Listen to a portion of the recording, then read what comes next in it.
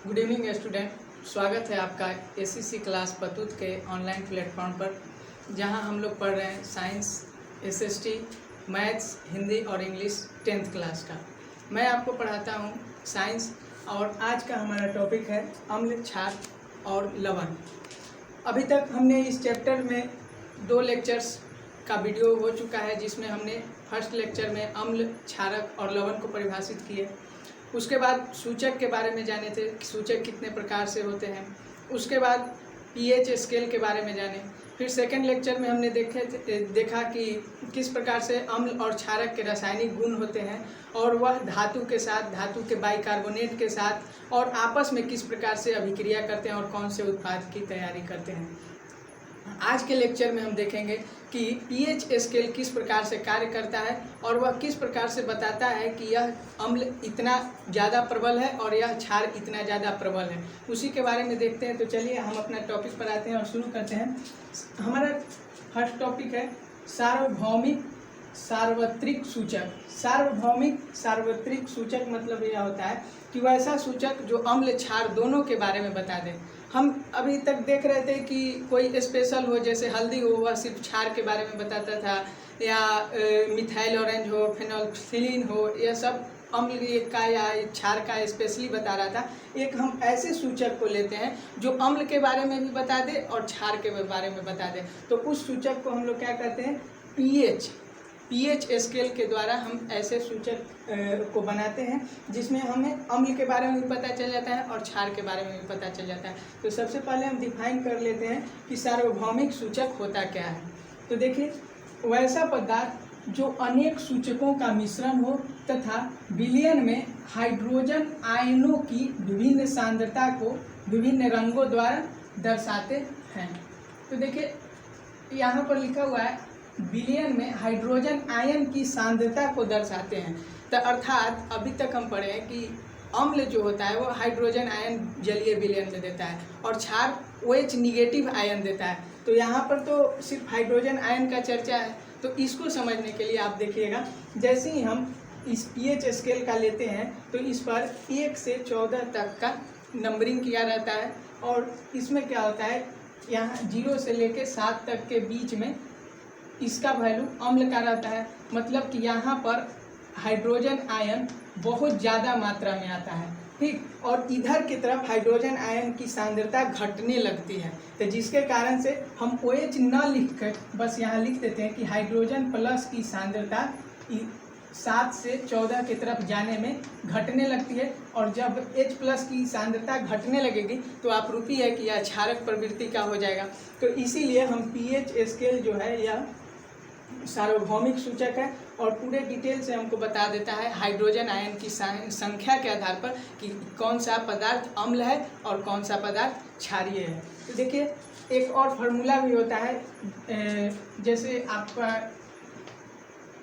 इसको आप लिख लीजिएगा, जैसे 0 से 14 के बीच में संख्या है तो पीएच हाइड्रोजन प्लस और POH मतलब कि OH निगेटिव, टोटल आप यहाँ जोड़ के 14 लिख सकते हैं। अगर आपसे कोई बोला कि कोई एक विलयन है जिसका पीएच वैल्यू 5 दिया हुआ है तो उसका क्षारीय वैल्यू बताइए कितना होगा, तो हम क्षारीय वैल्यू के जगह पर X रख सकते हैं और यहाँ टोटल वैल्यू में 14 है और इससे हम इसका X का वैल्यू निकाल के 14 - 5 करेंगे, 9 आ जाएगा।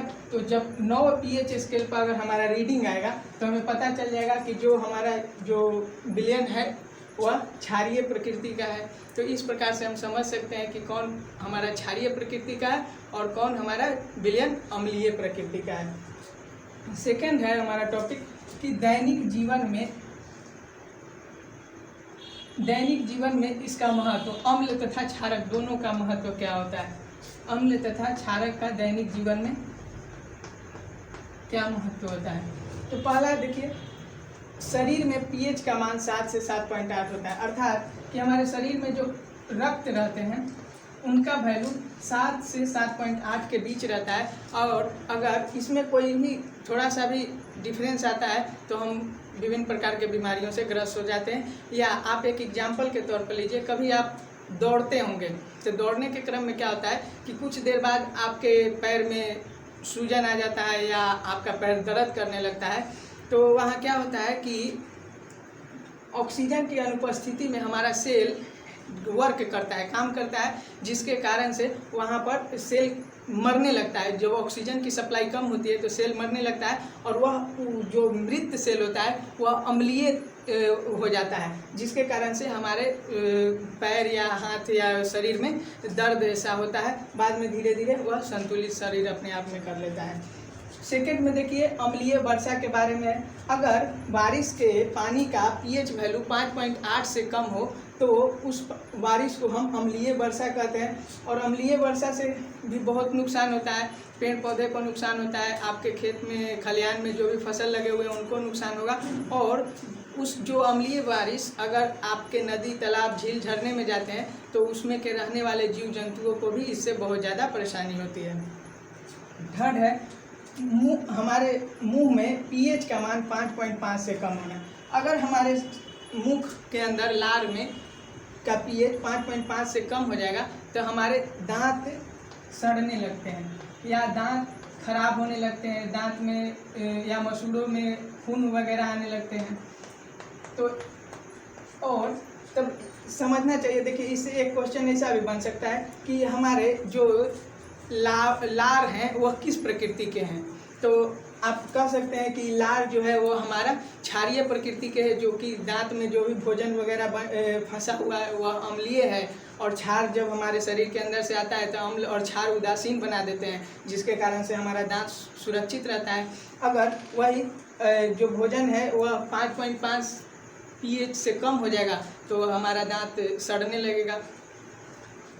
फोर्थ है मधुमक्खियों का डंक और कीट पतंग में भी अम्ल का प्रभाव होता है, जिसके कारण से वहाँ पर दर्द या सूजन होता है, खुजली वगैरह भी होता है। इसमें भी मधुमक्खी के डंक में आप देखे होंगे, कीट पतंग का डंक या चींटी का आप देखे होंगे, चींटी काटती है तो चींटी के डंक में फॉर्मिक एसिड रहता है, फॉर्मिक अम्ल चींटी के काटने वाला, तो जिसके कारण से हमारे त्वचा पर कुछ दाग या रिएक्शन वगैरह भी हो जाते हैं।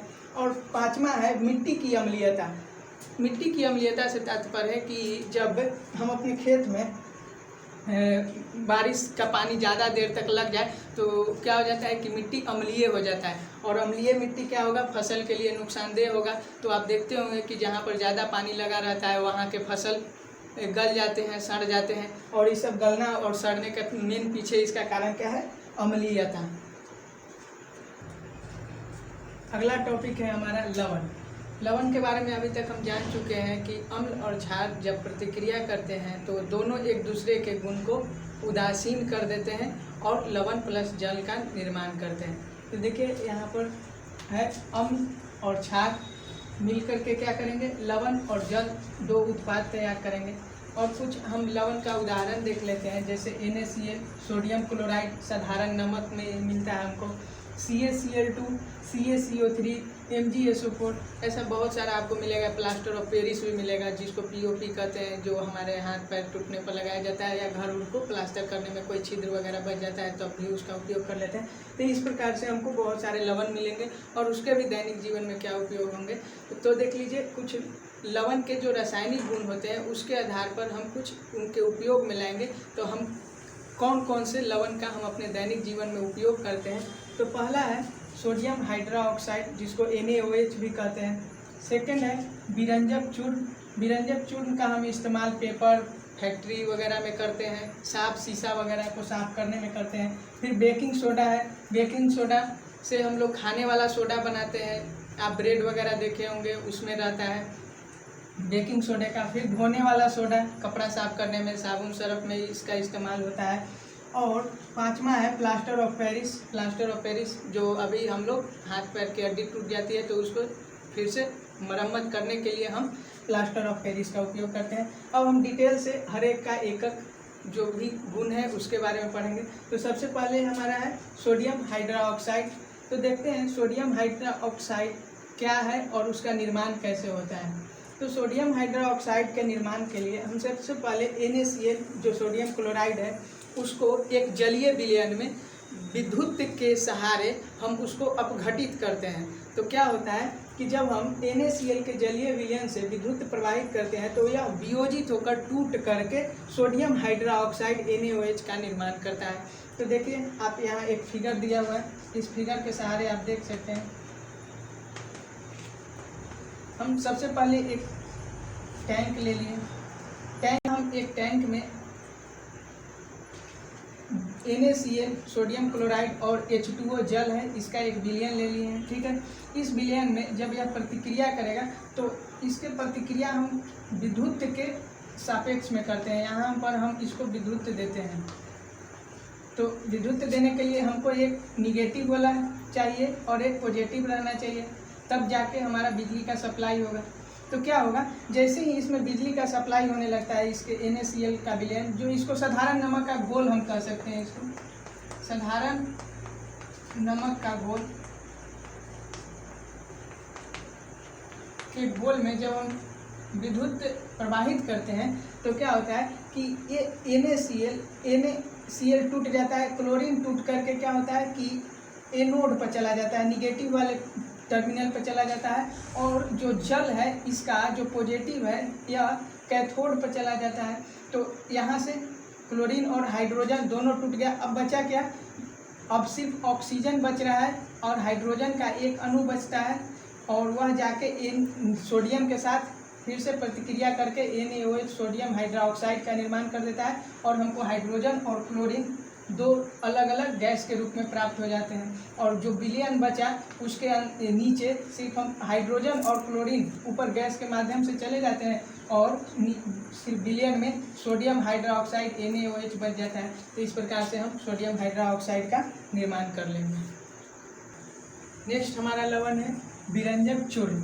विरंजक चूर्ण क्या होता है कि इसको हम ब्लीचिंग पाउडर भी कहते हैं, और ब्लीचिंग पाउडर हम कीटाणुनाशक के तौर पर इस्तेमाल करते हैं। जैसे आप अपना देखते होंगे, अगर आप सिंपल अगर नल जल योजना चल रहा है बिहार सरकार में, तो आप जाके देखिएगा नल जल योजना के जहां आपका समरसेबल मोटर है वहां पर आपको ब्लीचिंग पाउडर का एक डब्बा रखा हुआ रहेगा जो पाइपलाइन से कनेक्टेड रहेगा।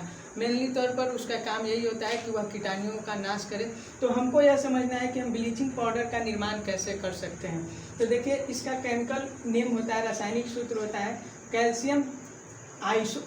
कैल्शियम ऑक्सीक्लोरीन। कैल्शियम ऑक्सीक्लोरीन इसका नाम है, और इसको हम ब्लीचिंग पाउडर के भी नाम से जानते हैं।